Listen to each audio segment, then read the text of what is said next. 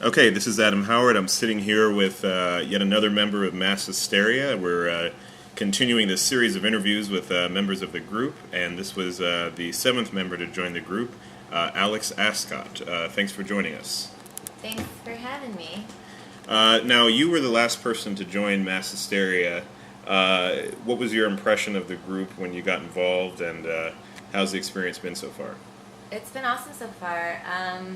When I first got involved, I was really excited because I had class with everybody in the group at least once, and I thought everyone was really funny and really talented, so I was really looking forward to, spending more time with everyone and getting to know them better, and also just performing and like becoming a cohesive team. And you're from Philadelphia, which, if I'm not mistaken, that's the same hometown as Tina Fey, right? And Tina Fey talks a lot about kind of women in comedy and how there's sort of this perception out there that women aren't funny. I'm curious what you think of that, if you've ever encountered that kind of thing, and why do you think people have that notion? I don't know. I definitely think people think it's harder for women to be funny. And I haven't encountered that personally. Like, no one's ever come up to me on the street and been like, "You're not funny, you're a woman." But, I even have that own prejudice when I watch comedians, especially stand-up. I think it's so easy for men to have these personas that they take on stage, or be like this the goofy one or the ugly one, or poke fun at themselves. And I don't know, it's easier for men to sort of have self-deprecating humor, and women it just seems sad, or people think it's sad. So I don't know, I think it's harder for a woman to have a thing about them that makes them funny. And I mean, who are some of the people that you find funny, or that you admire, or that you kind of look up to in comedy? Well, Tina Fey is my absolute hero. I always black out on names whenever it's in a crucial time for me to say that. Amy Poehler is really, really funny. Ellen DeGeneres, I think, is hilarious. What kind of stuff makes you laugh, just in general? What do you find funny the most? Pranks, playing pranks on people is my personal favorite thing to do. So you play pranks on people? Yeah, I like to play pranks on people. What's your favorite prank you've ever played on someone? Oh, this one is really hard to top, but when I was, and it happened when I was a little kid, but I used to play pranks on my sister all the time, and the best one I ever played on her, went to the art store with my mom to do some kind of a project, and those fuzzy, they're fuzzy balls, and they're all different colors, Sure, you glue them to stuff, I don't know. So I had a ton of those left over after this one project, and my sister had gone out with her friends, and I had nothing to do. So I put them in her bed, underneath the comforter, but above the top sheet, so at the foot of the bed. Okay. Just not even sure why I did it. It was just one of those things where this is a good idea, and I didn't even expect any specific reaction from her. Sure. But I had gone to bed, and she came home pretty late, and I remember it must have been 11 or something. I don't know. I was pretty young. I was 9 years old. And I hear a scream come from her room, and I woke up kind of startled at first, but then once I realized what was going on, I was yes! And it was all we talked about for the next few days. Was she thought there were mice in the bed, and I was I wasn't even thinking that. This is wonderful. I used to do stuff like that, pop out and scare people. And, sure. So when you do improv, I mean, what kind of characters do you like to play? Do you like to play people who kind of are shocking or surprising, or go for that kind of thing? Or I don't know. I never play who I want to play. It's always just sort of what ends up happening. I don't know. I want to play a hilarious woman. But but I feel I always play either a really uptight person, because it's easy to feign nervous energy, especially when you're on stage performing. Because it's real. Because it's real nervous energy. Yeah. I guess it's not feigning. And what else do I play a lot? I don't know, the daughter. I end up playing the daughter a lot. Why do you think that is? Because I'm short and I look young. Probably it's easy for people to see me as a daughter. And how did you get involved in doing improv in the first place? I mean, what made you decide to even do this? I mean, you're a very successful lady in the world of advertising, why would you waste your time doing improv comedy? Well, when I was in grad school, I had to take an improv class. It was a short form improv class, and I just had so much fun. Why did you have to take one? I don't know. They said we did. Oh, really? So I did. Yeah, no, it's interesting. And it was just so much fun, and such a break in the day of like photoshopping this and brainstorming for that, and just like all of this intense work. And that was such a nice way to like have fun and like laugh. Mm-hmm. And I just loved it. And then I moved to New York like a year after that class. I was living in San Francisco, and I was like trying to find new ways to meet people, and also to like just enjoy like having hobbies is really important to me. Yeah. And I thought of improv, and I signed up for Level 0 thinking it would be short form, but turns out long form is fun too. Yeah. And I just stuck with it because I like really enjoyed it. Cool. Yeah. And what do you think, I'm just sort of curious, I'm going to put you on the spot a little bit, but what is sort of your favorite thing about, I'm going to ask you about, I guess, individual members of the group, and I want you to tell me what your favorite thing about them is. It can be a personal thing, it can be a comedy thing, and obviously some people you've known better than others, so I guess I'll start with Dan, because I know you worked with Dan earlier. Yeah. Dan is like always one of my favorite people to improvise with, not from like our team, but in life. Like, he's just great. He always has like a lot of offers and is funny, and I feel like because he knows so much random trivia and cool facts, he brings a lot to the table. Like, you can always count on him to deliver some like hilarious truth. Right.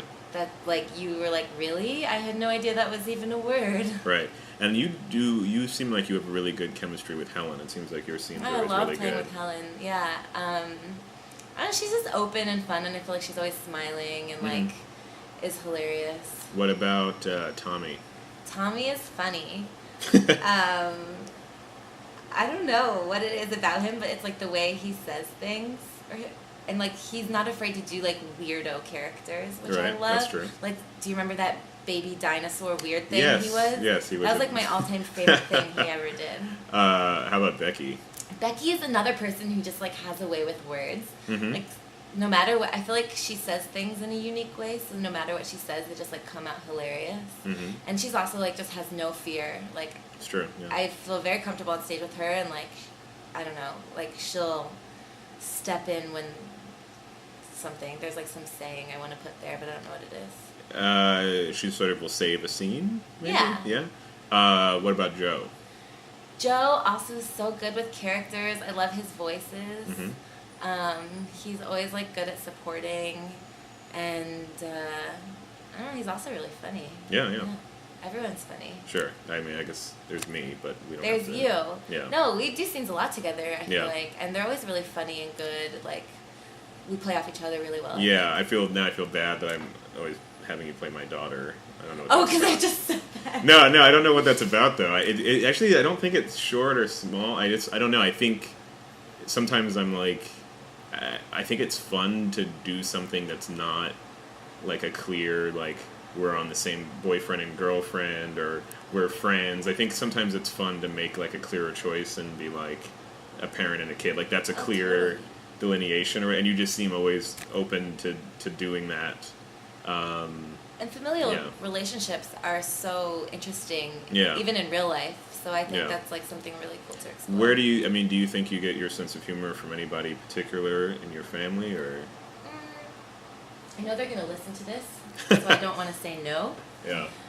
But I know my sister is really funny. Sure. She's the funniest member, I think, of my family. My mom is like a goofball, so I think, I don't know, maybe that counts for something. And my dad is funny too. He makes like corny jokes a lot. Right. And what do you like the most about doing improv, and what's the most gratifying part of it for you? I think, obviously, or maybe not obviously, the best part for me is that it's just so much fun to like let loose and sort of play pretend for a few hours a week.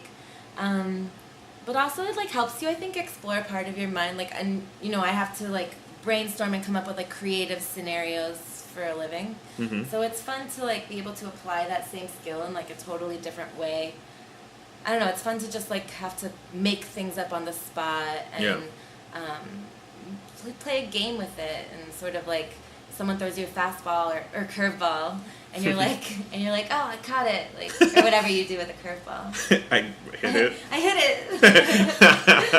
You can catch it too. Were you not much of an athlete growing up? I never played any like hand-eye. Well, no, that's a lie. Hand-eye coordination I played sports? soccer and ice hockey. Oh wow. And I ran track. Ice hockey. Yeah.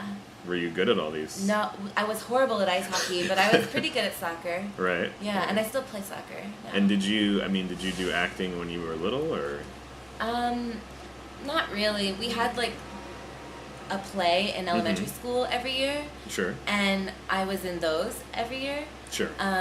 But that's elementary school. I mean, there was no like, and I never got the lead or anything. I think the best part I ever got was in The King and I was King Simon of Legree, which is not the king. It's like some other less important king. So you were a man. I was a man, and I didn't have a speaking part. It was just this weird dance that I had to do, and I had to like fake whip people. What was the dance like? I don't think that me showing you would be very helpful. Sure. I mean, was it like a ballet dance or? No, it was like very Egyptian, like bent leg movements. It was really weird. I don't know if I ever told you this, but the first play I was ever in, I had to wear like a leotard, and I had to strip in front of the entire like school, which you'd think would have like steeled me for later performances, but it didn't. You should wear a leotard for our next performance on Thursday night. Just underneath my clothes, or just in general? No, we should all wear them. All wear leotards. We should be the unitard Hysteria. Wow. Oh yeah. For those of you listening, Alex has a new persona. I'm going to ask you to explain it, but your new name is Lex Sleuther, and I'd like for you to explain why you are Lex Sleuther. Okay, it's Lex Sleuther, like I sleuth things, because whenever there's a problem, whenever there's a crime, I'll solve it. I'm like Scruff McGruff, but instead of there's drugs, no Scruff McGruff. It's Griff the crime dog. Scruff McGruff is like the drug dog, Chicago, Illinois, 60652. Wow. What is that number? Is that a zip code? That's a zip code for the mailing address of Scruff McGruff. Okay, I never heard of Scruff McGruff. I remember McGriff the crime dog because he took a bite out of crime, and that was literally the cut. And then you'd see a bite take out of crime. Well, I'm like that. Okay. Have you? Sleuth. So, can you name a crime that you've actually solved? Well, I lost my keys the other day, and I was able to find them pretty quickly. And who was the culprit? Myself. Oh, okay. Mystery was the culprit. Forgetting was the culprit. So as an actor, what would be sort of like your dream part if you could play any part you could ever play? Anything ever made in a movie, theater, TV? Okay. I would love to be either like on Curb Your Enthusiasm, where they're based on improv, or something... A movie like Waiting for Guffman, which I've been talking about endlessly the last few days. I think those are just so funny. Like, those casts are just genuinely hilarious. And I'd love to, like, do something like that. What if you had a superpower? I know you're a sleuther, but if you could have any superpower, what would it be and why? That's tough. I would either fly or read minds. But I don't know if I would want to read minds, because if someone was thinking something bad about me, it would hurt my feelings. So, like, maybe I would fly. Yeah, I'll pick fly. Why do everybody picks flying? I don't get why it's so appealing. I mean, you could get places... Okay, wait. I amend. I would pick teleportation. Oh, you know who else had that? Dan. Oh, really? Yeah. I didn't listen to this podcast. Oh. Whoops. Yeah, well, teleportation seems much more practical to me than flying. Yeah, I could get to the Bahamas in like a minute and a half, probably. Is that where you would go? I would go everywhere. I would see the world in a week. Great. So these are the parting thoughts here. If you have any sort of advice for people who are interested in improv, maybe any words for anyone who's curious about coming out to see Mass Hysteria, that's probably more important, what would you say to those people?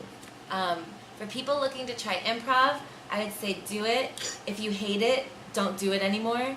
But if you love it, then you've done it and you now know that it's amazing. Okay. And for people coming to see Mass Hysteria, I would also say do it, because we're wonderful and you deserve to have a laugh. Great answer. All right, thank you, Alex. Thanks.